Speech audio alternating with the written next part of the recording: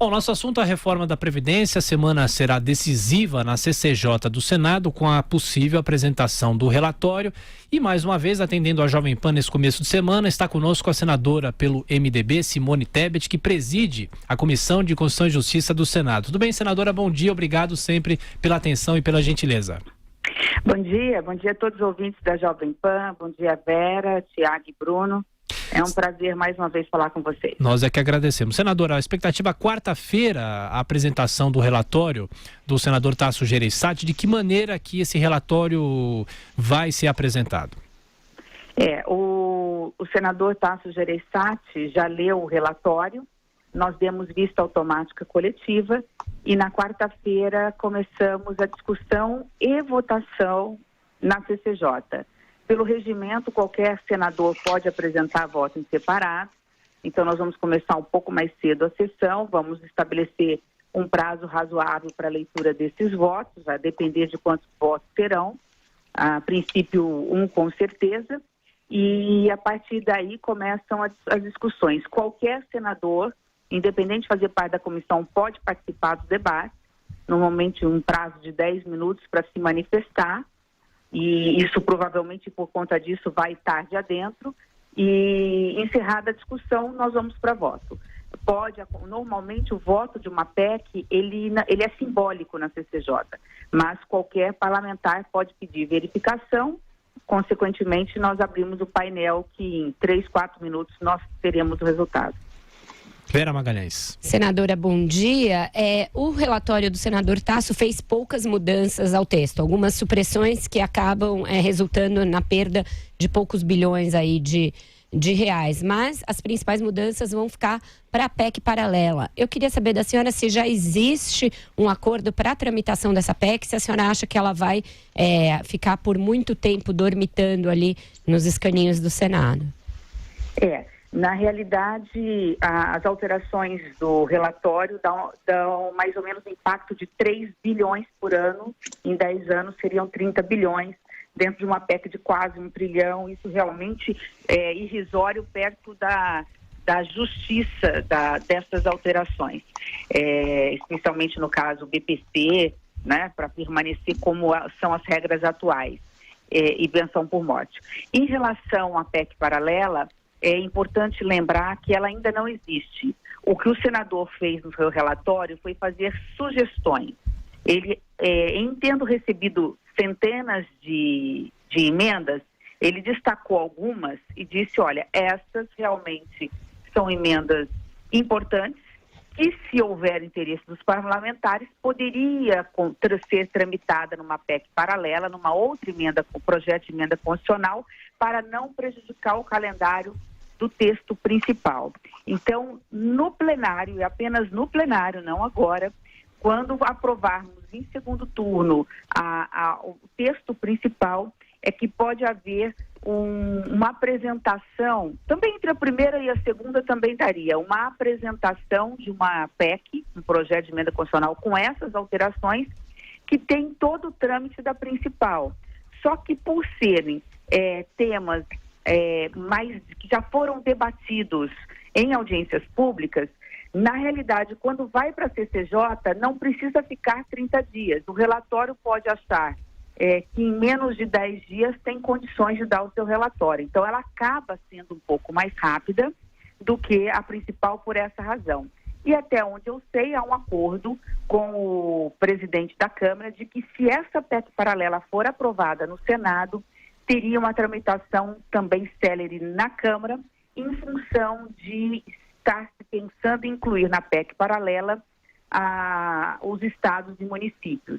Nós sabemos que dentro deste pacote, os estados e municípios hoje têm um déficit e nós teríamos aí algo em torno de uma economia de 350 bilhões de reais só quando falamos em previdência dos estados e municípios. Senadora Simone Tebet pergunta agora de Bruno Garchagen, que também está em Brasília. Diga, Bruno. Senadora, bom dia. Desde que o texto da reforma da Previdência foi para o Senado, houve algum tipo de movimento por parte de deputados ou até mesmo do próprio governo no sentido de influenciar a votação no Senado ou não? Não. Em relação aos deputados, em absoluto. Em relação ao governo, é óbvio que o papel do governo é pedir para que não se mexa em nada. Só que também isso foi feito de forma republicana e muito tranquilo, porque o governo sabe qual é o papel do Senado, que é uma casa revisora, é uma casa da moderação, do equilíbrio, e o nosso papel não é um papel de mero carimbador.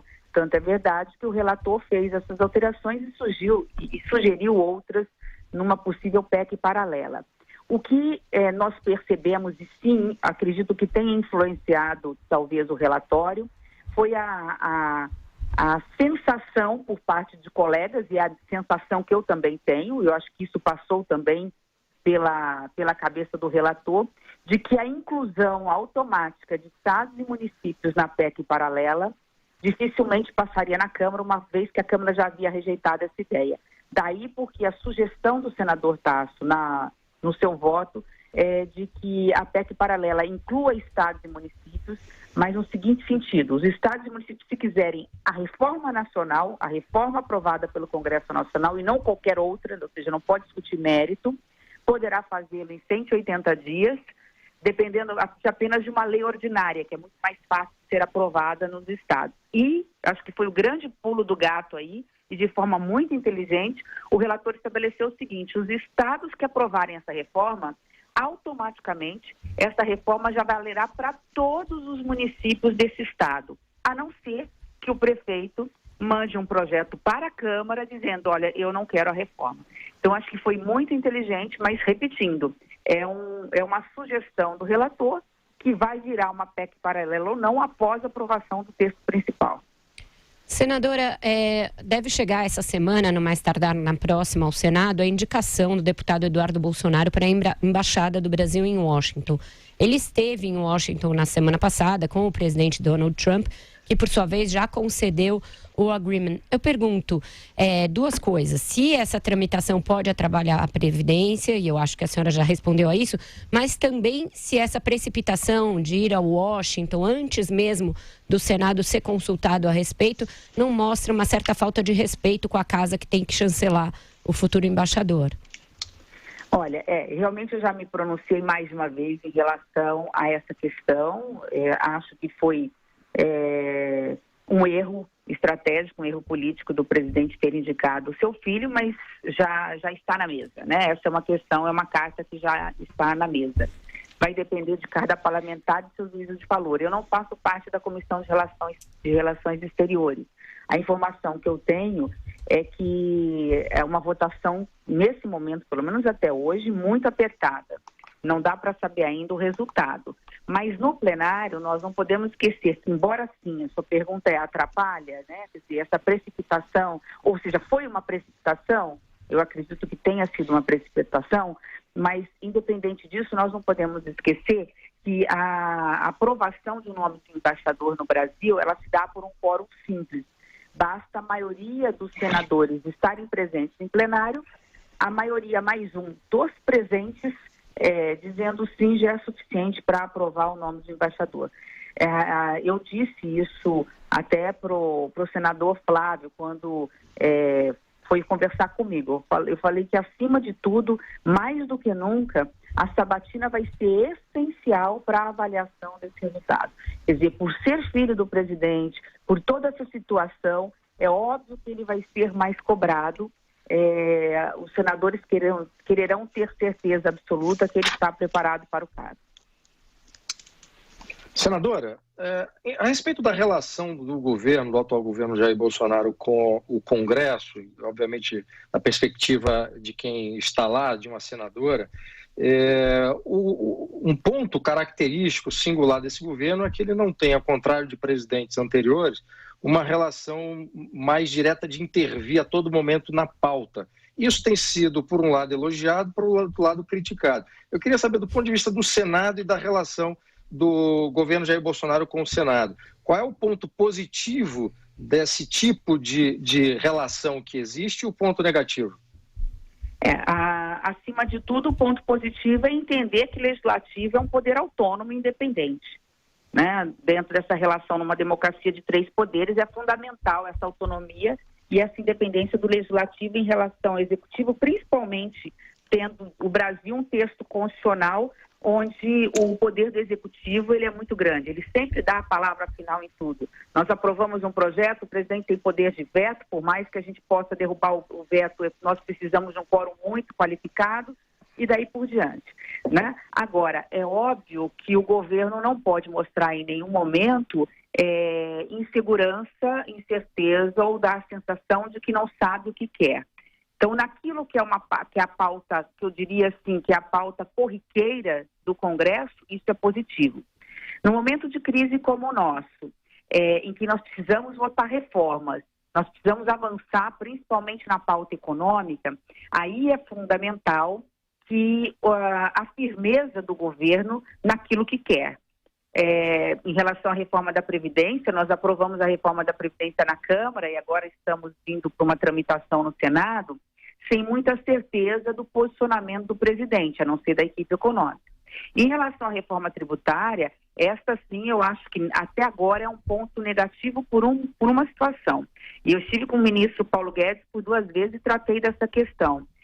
Nós temos um texto da reforma tributária na Câmara, outra no Senado, outra que os governadores querem apresentar e não sabemos qual é a proposta ideal para o país pela ótica do governo.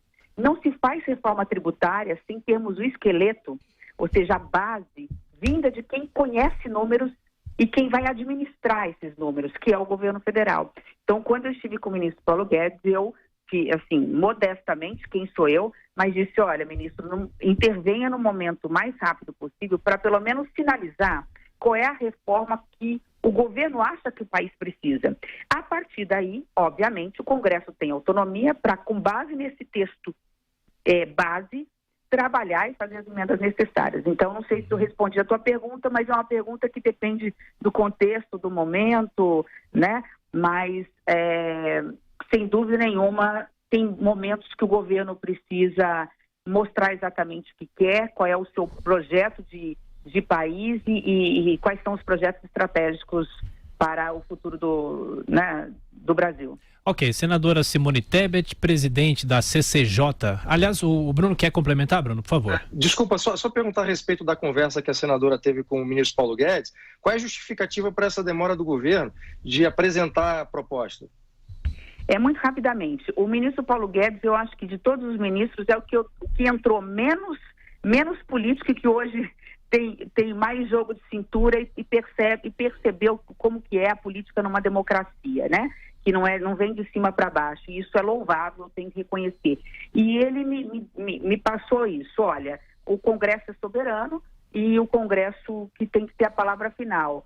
O governo está trabalhando números, mas quer primeiro ver a matéria avançar no Congresso para intervir. Foi quando eu rapidamente disse, só não pode perder o time, ministro. E ele concordou, e eles parece que estão trabalhando realmente em algum projeto, estão analisando todas essas reformas. Senadora Simone Tebet, do MDB de Mato Grosso do Sul, presidente da CCJ da Casa. Mais uma vez, senadora, obrigado pela atenção, pela gentileza. Boa semana. Eu que agradeço. Um bom dia a todos.